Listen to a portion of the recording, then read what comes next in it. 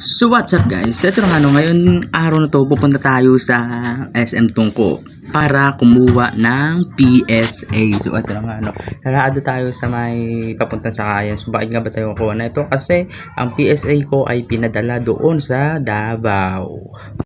So what's up peoples? No, andito na nga tayo mula sa sakayan.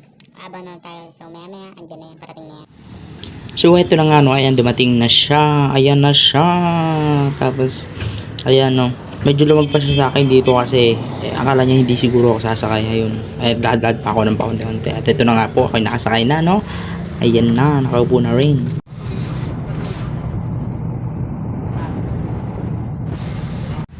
So what's up peoples, andito na nga po tayo sa may entrance sa Riz. Nasa Star Mall na po tayo, pababa tayo ng jeep na. So kaso medyo may traffic ba, so kaya unti pa. So ayan nga pala ba't ba ako Star Mall lang Star Mall? Mali pala guys, SM Tungko tayo pupunta guys, SM Tungko.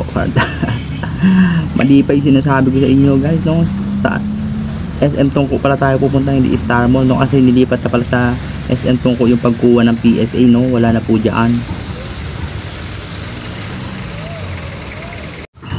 At dahil mahaba-haba ang ating biyahe, so ayan medyo nahihilo na ako rito kasi napakaaga na ito guys no smoking. Shout out sa'yo kuya, dapat talagang Paul Manigurdo dyan. Ayan, so tingnan ko pa.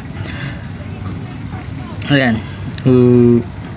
Kaya ganyan mata ko kasi ako inaantok na, kaya napasandal muna ako. Ayan, papikit-pikit pa. Kala mo talaga totoo, kala mo talaga tonay. Oo, ayan. Medyo masakit sa ulo guys kasi hindi ka makatulog sa ganyan dahil maalog tapos matalbog dahil sa mga lubak, sa mga batso-batso. Ayan, ay pasikat ka boy.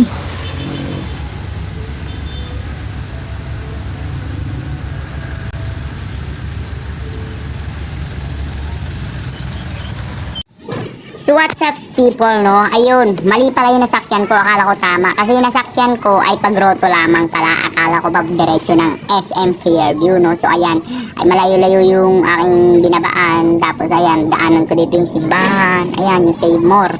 Kaya yun, lalakad pa tayo, papasok pa tayo ng palengke dyan. Tapos shortcut, tapos ayun, lakad pa ng ote, tapos dire-diretso na tayo dun sa may tapat ng entrance ng SM. So peoples, ayan, medyo madilim ang ating kalangitan, nagbabadyang umulan. Tapos ayan, nakapasok na ako dito sa loob ng palengke. Ayan, diba napakaliwanag sa aking likod. Akala mo, daan papunta sa langit. Dito peoples, ayan, palabas na nga po ako sa palengke na to, ito na yung pinakamabilis na daan papunta dun sa may SM kasi tapos ayun, dito siya ay kay kuya natutulog.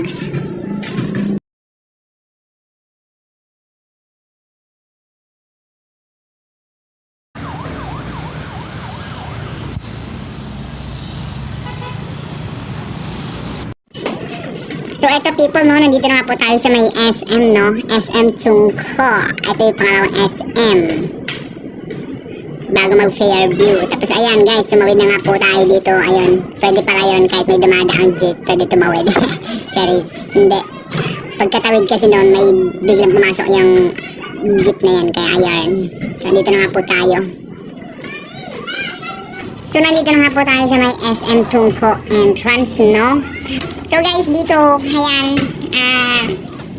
alas 10 kasi ang bukas ng bawat mall. So mag-aantay pa tayo ng mga ilang minuto para antay. Tapos ito guys, makikita nyo dito, ayan yung gilid ng ay mababa lang yan, pwede tumalon dyan. Mababali lang naman yung buong katawan mo, cherries. Kaka-fracture ka lang naman. Tapos ayun, medyo nagugutom na ako dito guys kasi hindi ako nakapag-almusal kaagad. Ayan, yung mga pupasok lang dyan guys, mga lang yung mga employee. So peoples dito ayan, ang mga pupasok na employees dyan is yung mga nagtatrabaho na dun sa may LTO, sa mga maagang magbukas na mga branch, mga documents din Pero sa BSA, akala ko nung una maaga rin nagbubukas pero hindi pala. So mag-aantay pa tayo ng mga ilang minuto. So peoples, dito na nga po kami ay pinapila na sa harapan ng entrance. Harapan tapos entrance, galing, no? So ayan, kung makikita nyo dito, ayan, nakapila na po tayo. May salamin niyon sa may labas. So time check, it's 9:47. So ilang minuto na lang na magbubukas na itong SM. So people, makalipas ang ilang minuto, ito tayo nandito na, papasok ng entrance. Tapos mag-check na ng bag yung mga guardias. And finally, we are here inside the mall. And shout out to that janitor, no? Makikita ni janitor ng mall na yan. Tignan nyo naman kung gano'n ang kintab yung mga sahig na yan, no? Yung mga tiles there. Sa ngayon, tayo ay bababa ng ground floor ba yun? Or first floor lang ata yun? Di ko alam kung ilang floor yun para doon kasi nakapwesto yung branch ng PSA. Kuhaan ng PSA, SSS, pag-ibig, yung mga documents doon So, doon tayo diretso, bababa lang tayo ng dito. Bababa lang tayo ng calculator. Calculator dito ata, hindi pa gumagana. Joke lang, gumagana na pala guys. Minadali ko lang yung pagbababa ko rito para mabilis-bilis ang lakad natin. So, ito yung first floor. So, ayan, iisang floor pa ata bago bumaba. Kasi magkakatabi na yun dun guys sa may ilalim ng ground floor na ata yun. Tama nga. Nandun na din yung LTO, yung mga basta marami dong mga document, something na na branch, ganun, ewan ko. Huwag ka nagpaliwanag. Basta ganun. So ngayon, sa nakita ko dito, parang maganda. So bakit ko nga ba nasabi maganda? Unang-una sa lahat kasi ako yung unang-unang pumila. PSA po. Saan po? Nakapapakapit ka man ng one body kayo sa papaseras. Papaserap po ba? Wait lang.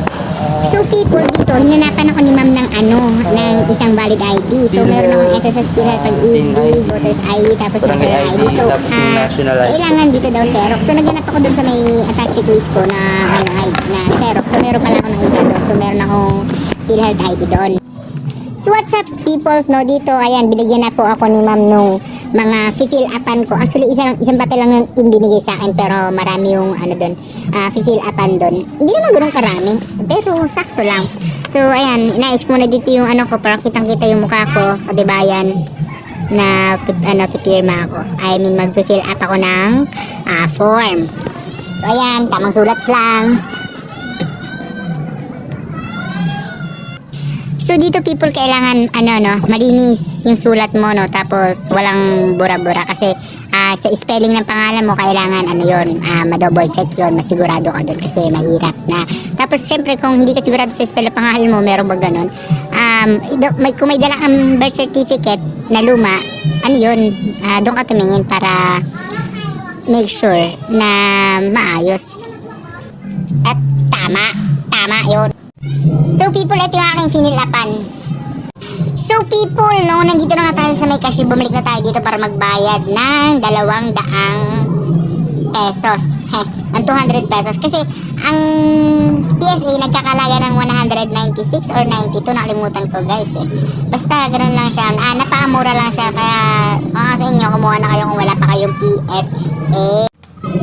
So people, sa part na to, double check na ni ma'am yung aking information sa pangalan, sa apelyido, sa middle name, tapos sa edad, sa pangalan ng magulang ko, ng nanay at tatay ko, saan ako pinanganak. So double check na yun kasi para wala nang ulit-ulit, wala nang balik-balik kasi nga sayang yung pera syempre, no, pag umulit ka. Mahal magpapalit ng letra ng pangalan. Kaya dapat sigurado ka talaga yung wala kang doubt sa pag-fill up, no. Siyempre, sarili pangalan mo yun, bakit ka magkakadoubt? Sira ulo ka pala. There is. 195. So guys, ayun, mali na naman ako ng sinabi sa inyo. 195 pala yung yung PSA. Akala ko 196 at ang akala ko din 192. So ayun, inabot ko na nga sa cashier, tapos sabi ko sa kanya, keep the change po, kaso lang ayaw tanggapin kasi barya lang daw. So ayun people, no, maaga tayong natapos kasi maaga tayong pumunta. So ngayon, ito, babalikan ko yung may piyok-piyok na ako guys babalikan ko yung PSA ko nung ngayong darating na January 26 kasi ay yung schedule na nakalagay doon sa may aking resibo. Kailangan ko siya balikan ng January 26 kapag lumagpas another 26 days na naman ang aantayin ko. I mean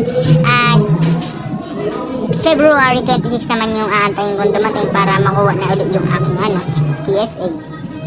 So ayan, makikita nyo na ganyan lang kalaki yung resibo. So people, dito naman nga ako packet na naman ako sa may calculator. Sumakay na naman ako sa calculator na to para packet sa labasan Tapos ito na nga pala people, yung tatlong steps para makakuha ka ng PSA. Unang-una sa lahat, magdala ka ng ballpen. Pangalawa, yung Xerox ng ID mo. Tapos magdala ka rin ng lumang birth certificate mo. Then pangatlo, agahan mo punta mo rito sa bawat branch ng PSA documents na kukuhaan mo para maaga kang matapos at maaga ka rin makauwi. So yun lamang, salamat.